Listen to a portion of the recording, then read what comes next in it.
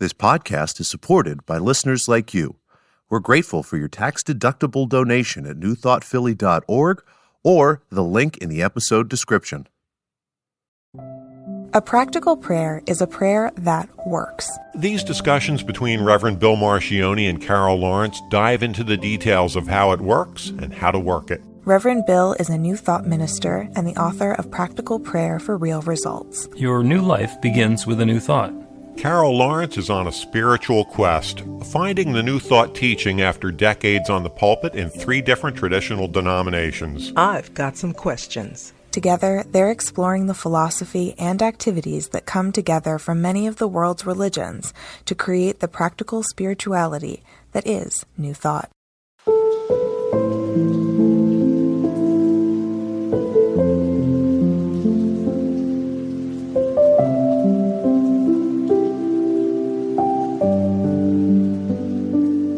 Welcome to the Practical Prayer Podcast. I'm Carol, here with Reverend Dr. Bill Marcioni. And we're going to have another conversation about all things practical prayer or spiritual or whatever. Whatever. And today you want to talk about relationships. I do, because some things jumped out at me. We've been off for a week. It feels like a long, long time. So many things have happened during the week.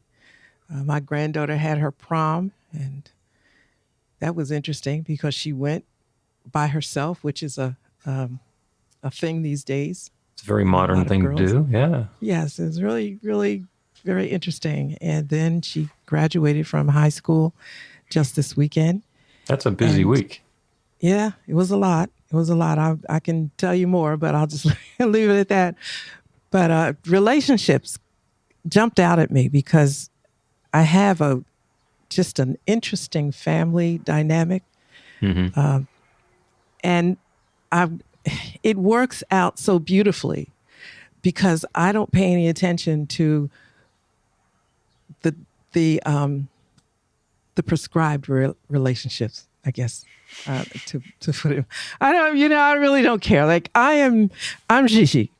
You're Gigi. And I'm Gigi. And it started out being what my grandchildren called me, and it turned into a nickname that everybody calls me. So it's like everybody is one of Gigi's babies or Gigi boo-boos, I call them. even, and it's funny because even the grown people that have become a part of the family through interesting ways, I'll say, oh, there's Gigi boo-boo so-and-so. And they just look at me like, she really just said that, right? She really just said that. And they instantly become very comfortable. And it made me think about just how relationships are orchestrated. And if you get out of the way and allow them to flow, it can just be a great thing. Mm-hmm. You know, and let me just call it a little bit differently. I mean, a little more clearly. We went out to dinner after the graduation, and one person showed up that no one would have ever expected that person to show up. And they showed up alone. And we were like, I can't believe we're waiting for the other person to, to come. And it was so incredibly deep because we felt like we created an atmosphere that this person felt safe and trusted himself to come and be a part of what is supposedly family. Yeah. And we're looking at him thinking, hey, we're glad you're here. Come on, sit down. And I thought about how difficult that must have been and why should it be? Why should it be difficult? We're just all people, you know what I mean? And there's the assumptions.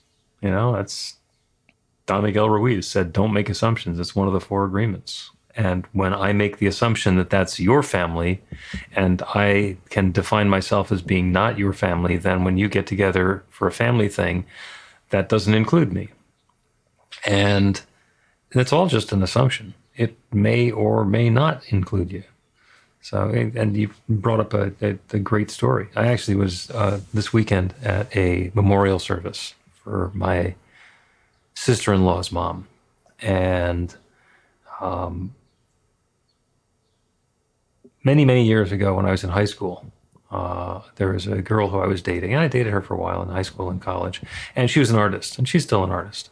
And my dad had a degree in fine art and did a lot of painting, just as a hobby. He never wanted to do a show because I think he was afraid of spending a lot of money on frames and then not making the frame money back selling his artwork. So he had a whole lot of artwork, and when we had his memorial service, we gave paintings to the family members. We kind of divvied them up. So I have a bunch of them, and my brothers have a bunch of them, and there's cousins who have some of them. And we gave one to her. And she was just astounded. She said, "Oh my God, that's so wonderful." It's like, well, yeah, you're part of the family, and you have been since, we were teenagers. So, and you'll appreciate this. So let's, there's a connection there. Let's dive into the connection rather than say, this is the line of demarcation. You're family, you're not. Yes. It's so unfair. I mean, we are created by one God, however you want to look at that story, but it's only one God that created all of us. And I love the way you say it, that God is like manifesting through us in God's own particular way. And I may say it another way, individual or unique personalities. And so then we get a hold of it and put labels on it and say, I can only relate to this person and this person and this person. And, aside from the fact that it just gets, and I know we're not going to go off on this rabbit trail about being Christians, but, but people will wear that label, say I'm a Christian, and then treat people in such an unchristian way, because you aren't supposed to be here, or you shouldn't be here, or how'd you get here? You know what I mean? I'm trying not to say a whole lot, but I'm saying a whole lot. No, I understand. And I think in many ways we've lost the lesson, because Jesus, who we're all trying to emulate, was not Christian. He was Jewish, and he would hang around with the whores and the lepers. And the people who he was with said, you can't hang around with them. And these are people. This is God's love unfolding as a whore and a leper. I'm going to go hang out with them. And, got into some controversy and some difficulty himself. But it wasn't because of him. It was because of the assumptions that the other people around him were making. Yeah. And when you leave all of those labels and rules and stuff behind, you get to see what a person really is. Or everybody just, for instance, when the person came in to dinner and they sat down and everybody got over the shock, which was really trying to be cool about being shocked. And they sat down and and I imagined how that person must have felt walking in the door and sat down, but in an instant, like there was a whole bunch of fries on the table. It's just massive food everywhere. And we were saying, here, take this. And he was thinking like, I didn't order, take this. And next thing you know, everybody was just keying and I'm thinking, why did this have to be a big deal? Right. I mean, I understand it, but could we just flow in the beginning so we don't have to worry about apologizing and make it just like, hey, have a seat. There's plenty of fries. There you go. And if there's not enough fries, we know where they're going to make some more. You came to a place where they got a fry making machine in the back. Exactly. And there's a reason for how you got to be in this relationship with us. Whatever that relationship may be, we meet at some kind of intersection in our lives. You and I on a Facebook crazy, you were doing a thing on Facebook. That was the intersection. It was the first ad I ever ran on Facebook. It was for a class that I was teaching, and you contacted me, and you never respond to Facebook ads. And you weren't eligible for the class, but here we are. 3-4 years later. Yeah, something happened. Yeah. I wasn't eligible for the class. No, that was the practitioner class.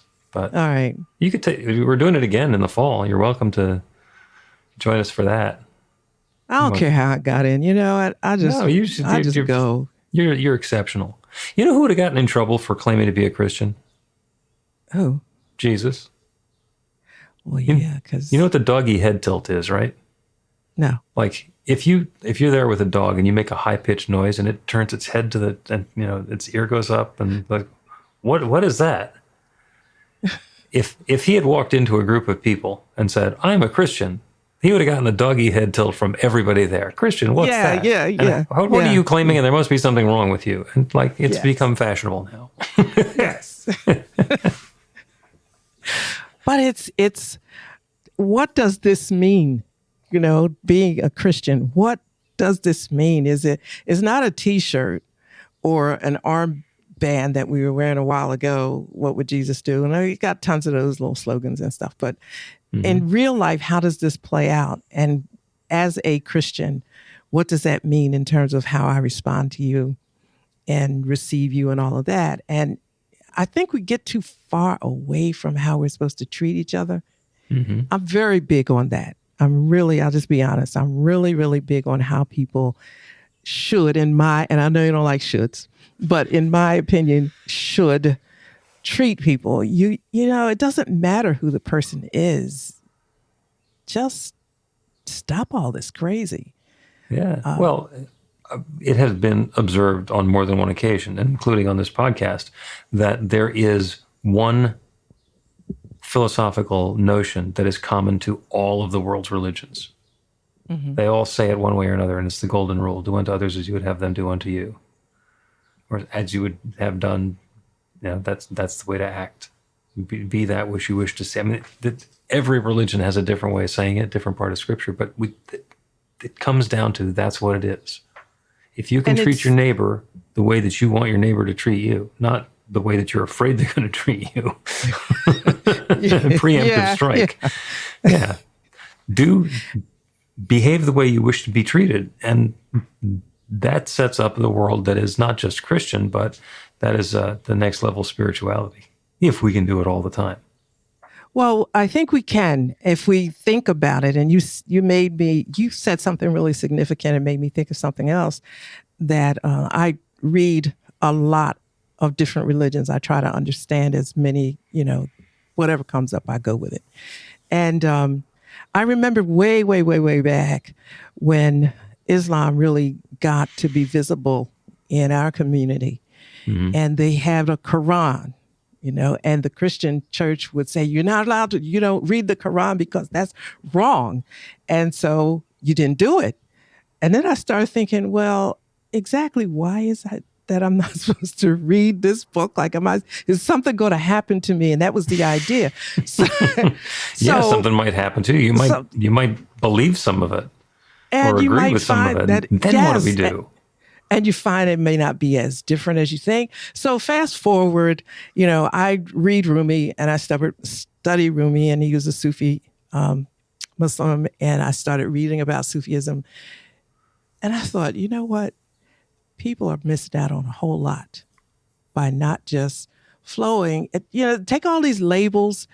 It's not the label. I think the label's okay, and it's okay for people to identify however they want to. To me, it's like, but don't be mean and judgmental about it. Like, if they have a little bit of a different spin on it, that's okay, right? I think it's okay. And especially when I started understanding Rumi's poetry, I thought the world just misses out on so much beauty because they got all these rules. Yeah, and if the rule is this is a family event and it's only for family, and then somebody who can come and bring joy and love and entertainment and glee to the situation, think I have to stay away because of X, Y, or Z, we've missed the point. Yeah. We have missed the point. We have lost the opportunity for love to continue unfolding.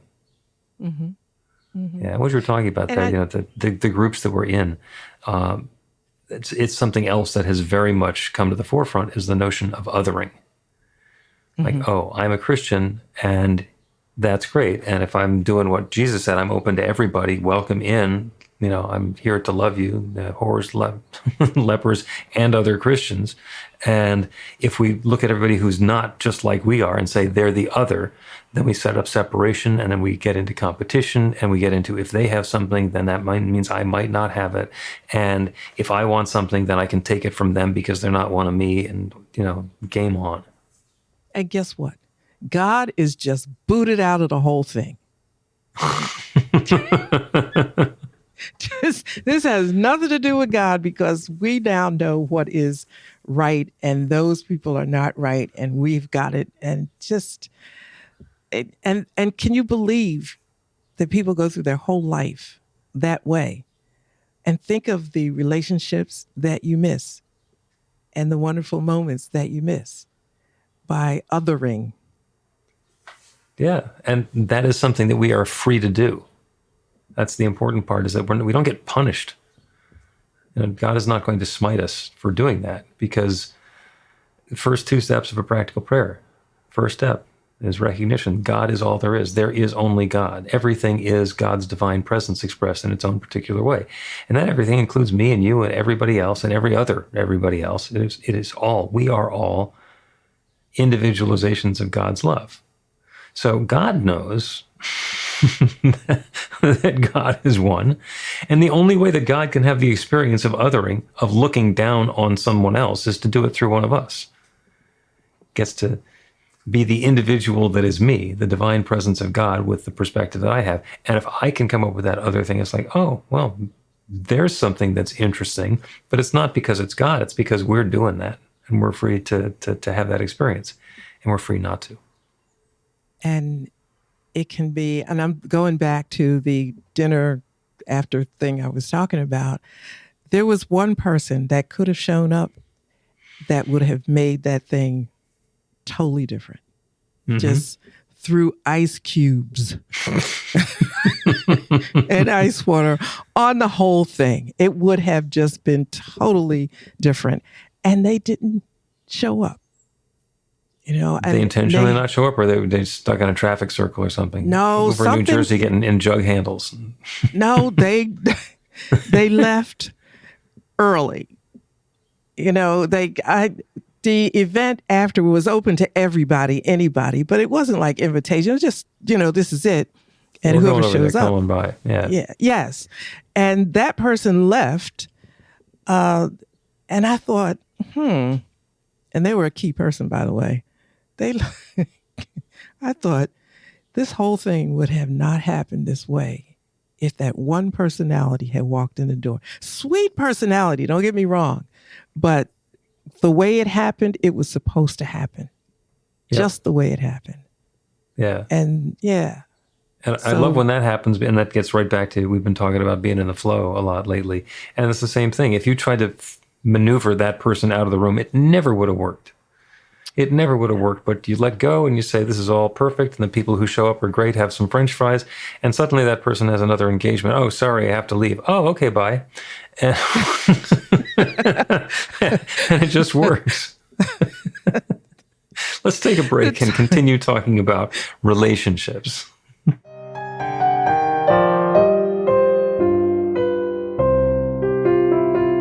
Here's Reverend Bill letting you know that the Practical Prayer for Real Results class is now available on demand. That's right, you can take it at your own pace, anytime you want. All of the information is at BeTheLight.com. That's B-the-light.com. You know where to find that stuff.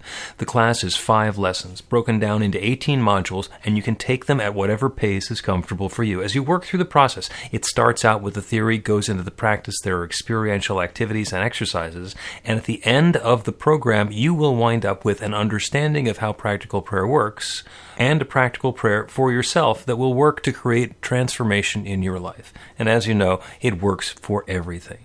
Take a look at the class online at BeTheLight.com. There's a sample lesson so you can see how the class is going to work for you, and then dive in. The great news is it's on sale now. You can register and save $20 off of the regular price. I'm looking forward to seeing you in class.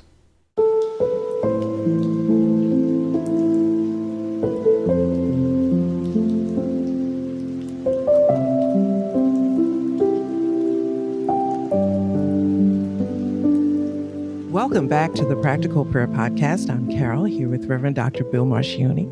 We're talking about relationships today. Relationships, which is me and thee as individual expressions of the divine in relationship with each other. So God divvies itself up into all of these different things and then gets to experience what it's like to experience one of these things from the perspective of another. That's... I want to say it's kind of a higher level of thinking when you say the second part, okay? Mm-hmm. because I'll say namaste. That has become a habit of mine. And it's because I see the God in you. And I want to remind myself it's natural now. And I just think that way. But I think it's just a really sweet thing to recognize the God in someone else. Yeah. But you take it, you take us to the higher level of saying that it's God individuating God's self to see how it feels or whatever, to be this, and this, and to relate with. And I love that. But could we just see God in each other? Let's just get started. Yeah. We can keep the training wheels on for a while. We haven't got this yet. Yeah, because you got to get that part straight. And that erases so much. Do you know what I mean? It just dissolves so many things that differentiate each other and one up each other. If you say, I see the God in you, well, what does that mean? Well, I remember I would always look at somebody and see something beautiful about them. Mm-hmm. There was a young man in high school, was a really good friend of mine since fourth grade. And, people said he wasn't particularly attractive. It didn't matter to me. He was my friend. But I thought he had the most beautiful mustache I'd ever seen. It was just such a perfect mustache and beautiful eyelashes. And I would look at people and I noticed things like that. And other people might see something entirely different. Like, there's something beautiful about everybody. Mm-hmm. Maybe you have to think of it that way, but I'm going to notice it. Really. I'm just going to. And so my girlfriend says, back then, says, listen, she thinks everybody's good looking. Don't ask her. Don't ask her opinion. She thinks everybody's good looking. And I'm like, oh, okay. Never thought of it that way, but yeah. Isn't it wonderful to be able to see the beauty all around you? It's peaceful. It makes and for it's fun. It's fun. You have to spend all that time judging. Well, this isn't pretty. This isn't nice. This isn't good. This isn't uplifting. And be all judgy. You get to let go of that. Well, okay, this is beautiful in a different way. I like that. Be all judgy. It's just nice because sometimes at the end of the day, I'll think about something that I saw that was nice, and it's just a nice way to end your day or go through the day. I got issues like everybody else. Trust me. I got things. I have things in my world that I might wish were not there, but in balance, I have a choice, and I'm glad I'm in the habit of choosing nice things. It makes it easier. Yeah. And what you're reminding me of now is speed bumps. So there's this section in West Philadelphia where they put speed bumps on the road. And it's really kind of annoying, because you used to be able to just drive down the street. Now you have to drive down the street and slow down because they're not the little ba-bump kind of speed bumps. They're the kind that will actually launch a car into the air if you go over them too fast. Yeah. And it's possible to drive down that street and on the one hand be annoyed because you have to do that, slow down, drive over the speed bump, speed up, drive over and slow down again, all the rest of that. And at the same time, it's possible to say there must have been so many people racing down the street, endangering pedestrians, crashing into each other, causing havoc and bringing misery and pain and discomfort and death into people's experience, that these are a really good solution. Am I willing to do my part and slow down to go over the speed bump because that means everybody else has to as well? So I can't look at them and say they're bad. I can't look at them and say they're good. Look at them and say they're necessary. they're part of experience now. Yeah. It's just live with it, which is another thing that I thought about. I was thinking about a situation that was particularly unpleasant, and then all of a sudden it was gone. Now, it wasn't all of a sudden. It hung around for a bit. Mm-hmm. But when I look back, I'm thinking it just suddenly just was, okay, it was there and now it's not. And now I'm not there. And so I look back and think, that wasn't cool. I don't know the minute that it changed. Right. It it just changed. When it was going on, it was all up in your face, and you certainly knew that it was there. And when it stopped being there, you didn't notice, and then you thought about it, and you said, "Well, where's that horrible thing? Oh, I don't have it anymore." And I don't have it anymore. And I caught myself thinking, what do I have to do to make sure this doesn't happen again? Well, maybe there's a little bit of that too. But I'm thinking about how many things we try to orchestrate, including relationships, that would happen just really nicely if we didn't put a whole lot of layers and, definitions and bullet points under that. Yep. Just, people can be pretty cool if they're comfortable. If you make them comfortable enough, they can be really, really nice. Yeah. Well, you brought up two old sayings, which I think are very valuable. And the first one is about relationships, which is that people come into our lives. We have relationships that are going to be for a reason, a season, or a lifetime. Mm-hmm. And reason is there's something for us to do, something for us to learn, some inflection point in our life. And once that relationship with this new person has made that change happen, then they can go away. We don't need them anymore because we're transformed. A season, somebody comes in and we're together with them. We spend a lot of time and we're commingling our ideas and our group consciousness. And then the season ends and they go away. And we are seasoned differently. So it's not that one thing that was a transformation, but now it's maybe a different perspective that we have. And lifetime are the people who show up and either stick around or keep coming back. they're around for life. You know what? Now you're going to make me look at certain people and think, okay, you here for a season? You must be one of those seasonal things. I can handle this. If you think they're there for a season and then they come back and it's like an every summer kind of seasonal thing, then it's not a season. That's a lifetime. And the other thing that brings to mind is the story of the, I don't think it was the emperor, who assigned one of his smart guys to come up with a saying that would apply in all circumstances. Some philosophical perspective that the emperor could have. And what the guy came up with was, "This too shall pass." Mm. And what that means is whatever it is that's going on, eventually it'll not be going on, or it'll be going on differently enough that whatever's got our attention hooked right now will be different. This too shall pass.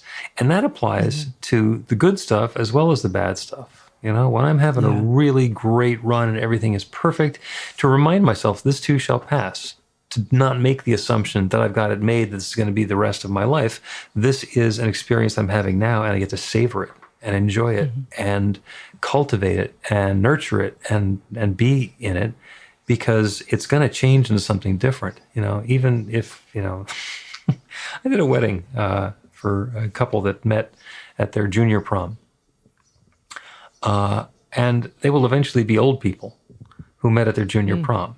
And they may stay together for 70 years, but youth and inexperience will pass. The 2007 car they're driving, that will pass. There's a lot of stuff that will pass. There's a lot of stuff that's going to change and go away and make room for something new. And that newness is going to pass as well. The challenges pass. The good things pass. And the difference between a challenge and something good is the way that we judge it.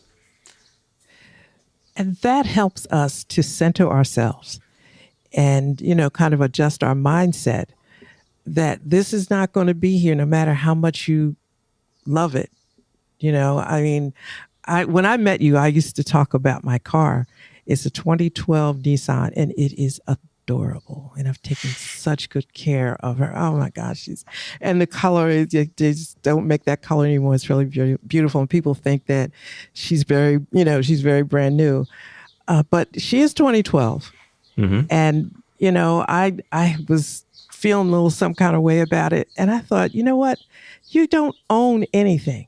I mean, of course I have the title, but you really don't own anything, because the weather and all of that is going to take it away.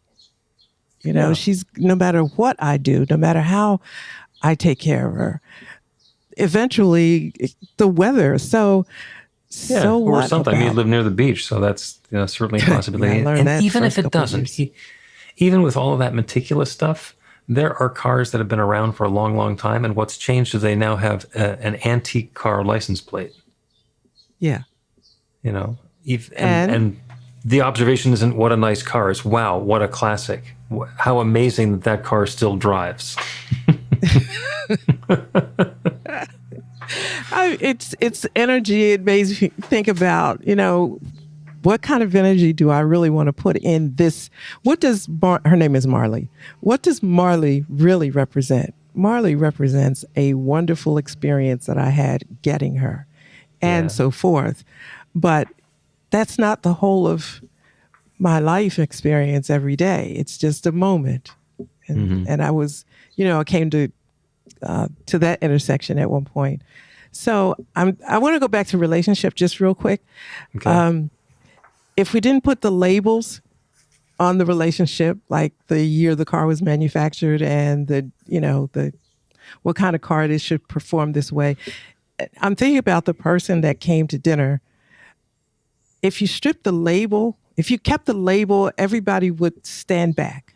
But if you took away the label and looked at what the person brought to the experience and has brought for so many years, it was a whole different thing. Yep. Just amazingly different. And you think, well, why do we bother about all that other stuff? This is a really great person that has proven themselves without even trying to be a phenomenal person at every intersection. And yet, if you look at the label of who they're supposed to be, then you stand back. And They're supposed to be. Yeah, there you go. yeah, they're supposed to be. You actually. But I'm so happy that the circumstance happened because it just reinforced my own belief that you take the labels off and just see the persons for who they are and appreciate what they bring to the experience. And if it's not a cool thing, well, just remove yourself and them. But I don't want to miss out on nice experiences, Yeah, Nice. absolutely. And that's the wonderful part about being open to something wonderful happening. That when it happens, we can enjoy it and be in the moment, understanding that it's going to pass.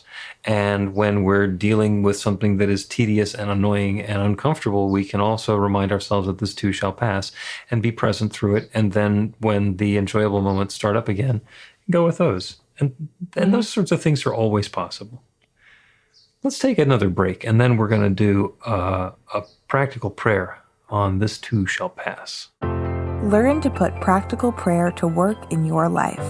The steps are simple to learn and let you begin to get real results to create the life of your dreams immediately.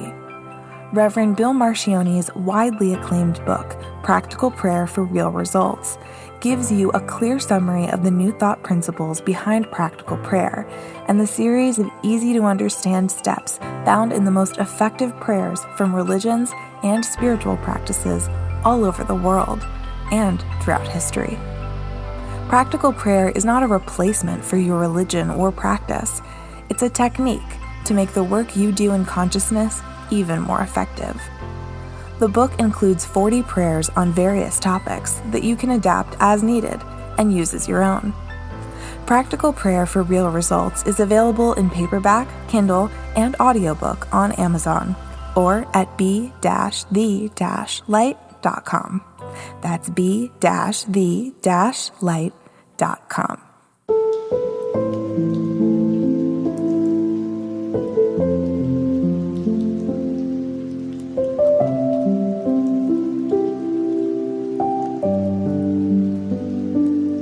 Welcome back to the Practical Prayer Podcast. I'm Carol, here with Reverend Dr. Bill Marcioni.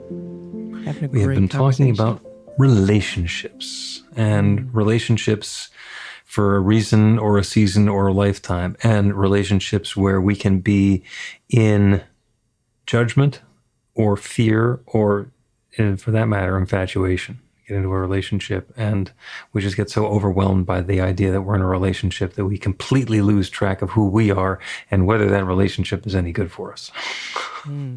That ever happened? That's another 4 or 5 episodes. Then we'll gloss right over that one, just for now. And one of the things that we were talking about is the notion that this too shall pass. And that's a wonderful topic for a practical prayer. This too shall pass, because it means that whatever the experiences that we're having now, if it's something that we like, we can remind ourselves to be in the moment, because there is the opportunity for joy and for prosperity and for health and vitality and comfort and whatever it is we're describing as good. And the knowledge that it's not necessarily going to last forever, which makes us more grateful for the good that's at hand now and more intentional about that next experience we're going to be having. Because if I'm feeling strong and fit, and I know that this is going to pass, I might be even stronger and fit and comfortable in a different way. But the experience that I had been having gets to change. And when we recognize that this too shall pass, it lets us be focused on the experience we're having and the experience that we're desiring and being present as we go through that transition. It's also wonderful because if we're facing a challenging situation, if things, and I will use the spiritual term, sucketh, if things in our experience sucketh, then we know that this too shall pass, and there is something better poised and ready to come into our experience. So that's the prayer. So let's turn our attention away from the details and the specifics, the stuff in the world around us. It's all still there. Everything that has happened up until now has happened. Everything that is in the process of unfolding now is already in the process of unfolding. And there's also newness at hand. There is an infinite creative power, one divine presence, one love, one source, one power, one infinite intelligence. We call it God, or nature, or spirit, or the divine, or the creator, or the Big Bang, or whatever it is that is the source from which everything flows. That one has been sharing and unfolding and revealing itself as all of its creation since the very beginning of time, and it continues to do so. And that creation, as we can note, includes each of us. We are each expressions of that infinite creative power. There's no possibility we came from something else. It's not possible that everything is that one divine power and presence except us. It's not like God's divine energy is the entire universe everywhere except me and the 3 feet around me. All of the good that is available everywhere is available anywhere. It's available right here and now, and it is showing up as and through and in each one who is within the sound of my voice. Divine and perfect expressions of that infinite love. So all of the experiences that we're having are the opportunity for love to unfold in a new and novel and wonderful way, continuing to unfold. It doesn't go for a while and then stop. It continues to unfold. So whatever it is that's happening now, this too shall pass. When we're experiencing something challenging or difficult or limiting, we can know that that divine power and presence, that love, is continuing to unfold, and this too shall pass. There is an experience, there is an opportunity, there is a next step, which is greater and sweeter and richer and more uplifting and more harmonious and more prosperous and more comfortable, more joyous and more creative than anything that we're experiencing now. And if we're feeling something wonderful right now, we are rejoicing. I'm claiming that we are rejoicing in the good of the experience, of the connection, of the uplift, of the love, of the harmony that we're experiencing, knowing that this too shall pass, that we're involved in an ongoing process, an ongoing creative process that is creating new and fresh in every moment. And so I set the intention on behalf of each one who's listening to this prayer, that that good is unfolding in a wonderful, joyous, and uplifting way, passing from the experience that has been into this next experience in a way that brings uplift and what we describe as good into our lives. And I'm grateful for this. I'm grateful for the good. I'm grateful for the awareness of the creative process. And I'm grateful to be able to speak this word and release it into that creative law, the same one that always says yes. And I'm grateful to know that it once again is saying yes. That's what it does. That's what it's doing. The yes is underway. And so it is.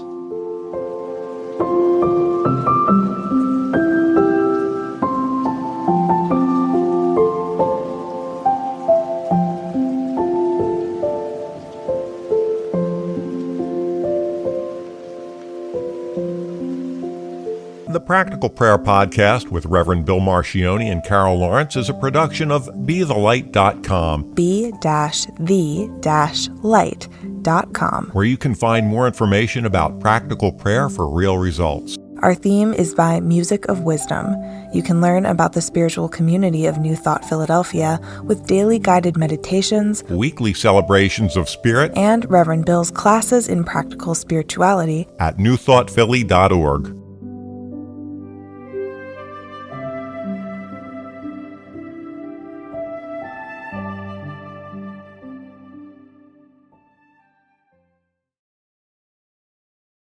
This podcast is supported by listeners like you.